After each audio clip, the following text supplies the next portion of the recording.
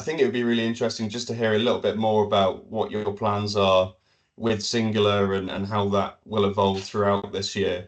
Certainly given the fact that Vasapi has kind of spun out of them as well. Yeah.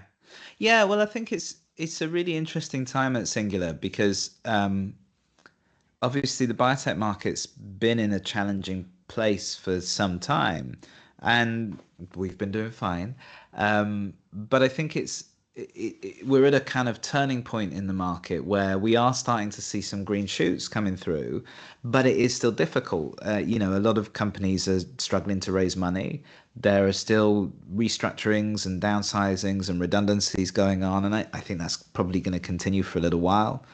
I don't think we have a clear path, or we do have a clear path, but I don't think we have a fast path out of the difficult market that we're in.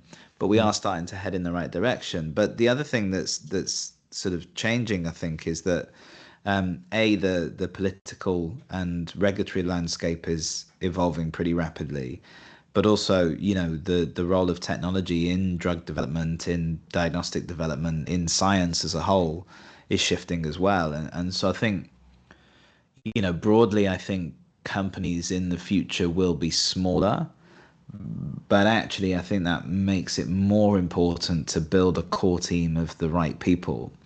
And so, our goal over the next 6 to 12 months is to really focus in on helping companies to identify that really key talent that they need.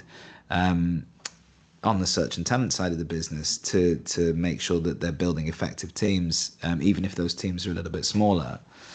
And I think we're seeing some interesting things in that light. In that, although there are still people available in the market, and there are still people who are looking for work and have made themselves available, I think a lot of people are starting to find new roles, and then you're left with people who weren't affected by restructurings or downsizings, who are kind of understandably cautious, and who are kind of, if they've got a job that they don't absolutely hate, are kind of sticking with Yeah, that, understandably, having seen people be out of work for some time. So I think it yeah, poses a kind of unique challenge for companies in that yes, the volume of hiring is probably not going to be as high. The competition's not going to be quite as intense for talent, but it's going to be harder for them to pry the right people away from their existing employers. So we're focusing really on helping companies to do that.